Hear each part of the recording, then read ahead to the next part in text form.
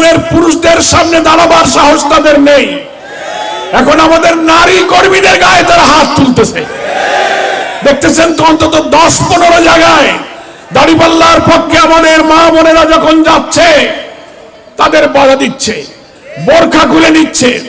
Social মিডিয়াতে দেখবেন যেটা বেশি ভাইরাল হয়েছে, একজন সাদা বোরখা পরিহিতা মা দাড়িপাল্লার জন্য যাচ্ছেন, তাকে টেনে ধরে তার হেজাব বোরখা থেকে খুলে নেওয়া হচ্ছে।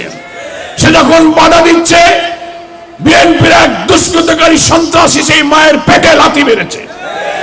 বিএনপির একজন সোশ্যাল মিডিয়াতে বক্তব্য দিচ্ছে, দাড়িপাল্লার পক্ষে কোন মহিলারা ভোট চাইতে গেলে তাদের কাপড় খুলে রেখে দেবেন।